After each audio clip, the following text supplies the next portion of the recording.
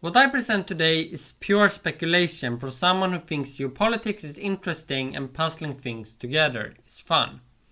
On the issue of war between the US and Iran, this has led to some conclusions that I think are both interesting and good food for thought. Which is that the US military is likely overestimated and would outright lose an aggressive war with Iran. By losing, I mean achieving none of its objectives, no matter how many resources are put into the war.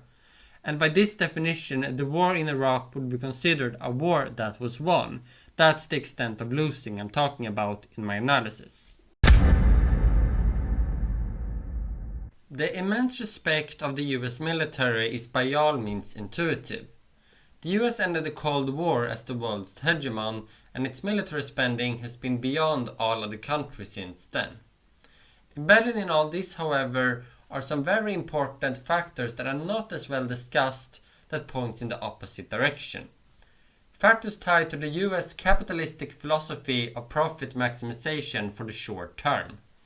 I'd even argue that the primary goal of the US military is precisely these short-term objectives, while defending the country is seen as secondary. The big bucks go to the subcontractors and they maximize their profit not by serving the best possible products, but by delivering at the quality corresponding to the lowest possible cost they know the Pentagon will tolerate. On the demand side, we have a Pentagon that's failed 7 audits in a row while having its budget increased every single year. It doesn't take a genius to see where the track is heading.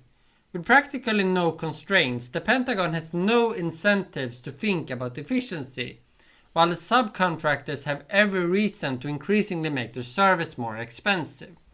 One beyond obvious example is the F-35 fighter jet. It took Lockheed Martin an estimated $2 trillion to develop this one single plane. For comparison, my country Sweden has one defense company called Saab, and they developed a new version of their model Gripen called F-39E for $2 to $3 billion. Gripen F-39E is not as revolutionary as the F-35 that Lockheed Martin developed, but still has some very cool radar technology and is a highly respectable, reliable and functional fighter jet, developed for about 1 promille of the cost. Another comparison of more similar size is China has spent a bit more than $1 trillion on their entire Belt and Road Initiative, meaning they have created crucial alliances for the future for about half the cost of this plane. Another example of extravagant cost and efficiency came when the Harry S. Truman aircraft carrier dropped warplanes to the bottom of the Red Sea in both May and June, netting 130 million USD. Think about how this can happen. I can't help but imagine there's a lot more profit maximization, sloppiness, and disregard for monetary losses throughout the entire organization that's not being publicized due to them being state secrets. The military as such is also an organization with big inevitable maintenance costs. It's not like education where investment is returned with interest. Military spending leads to more staff you need to pay and equipment you need to maintain, and the US have to endure the by far highest maintenance cost since their spending has been the by far most persistent. All in all, I don't think the increased budget for the Pentagon has made it stronger and stronger. I think it's made it less and less efficient. The war in Ukraine has shown that invasions are harder to conduct and smaller powers are harder to crack than what we initially thought. Another important lesson is that military strength isn't everything. Morale, fighting spirit and knowledge of the terrain are also very important factors for the outcome of wars. Now, I don't think the US military equipment is from the 70s, 80s and 90s like Russia's were, but Ukraine is also not as powerful as Iran. And more importantly, Russia borders Ukraine, while Iran does not border the US and it's not particularly close either. From the US perspective, I see a couple of ways in which a war with Iran could be conducted. The best chance, I would argue, is some intelligence-based operation. Because credit where credit's due, the US has been pretty impressive on that front. Although I still doubt the US can take out enough key people to cause regime change or Iran changing its objective, it's definitely not impossible. If the US tried to take Iran by force, would enter something similar to the war in Iraq. These wars can be conducted by air, by sea, by land, or a combination. First, let's look at air. In Ukraine, Russia did not have the means to establish air superiority. How Russia did not plan for this beforehand is beyond my understanding, but it was and is a significant factor of why their advancement were halted. I mention this because the US recently had an incident where they failed to establish air superiority over not Iran but Yemen. Yemen, a country that was ravaged by famine a couple of years ago and is not even on the map when you talk about military might.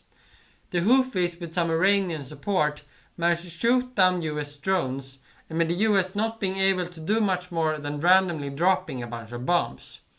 Now we talk about Iran, which is a much more technology advanced country shown to be capable of things like remotely hacking drones and regularly shooting down US planes.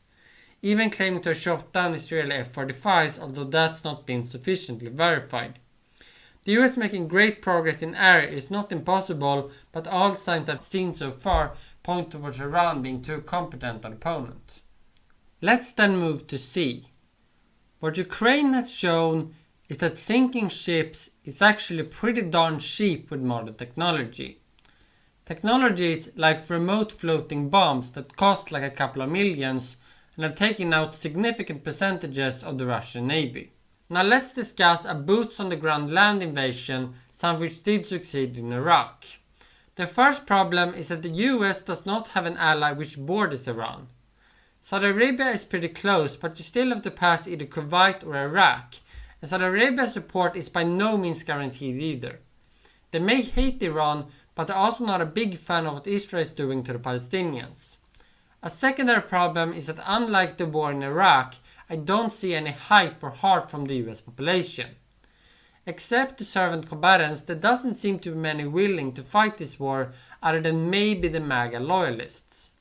And I don't want to generalize too much, but let's just say they're not the ideal demographic for conducting combat. When analyzing an attack towards a country, likely responses from its allies must be included. The primary ally for Iran is China, who is both a key trading partner and a collaborator in challenging the US dollar. Even if a US invasion would succeed, China would have every reason to make it a quagmire, since fighting it would make it harder for the US to keep their presence in Southeast Asia. China likely supporting Iran is therefore something everyone should take into account when drawing their own conclusions of how this war may end.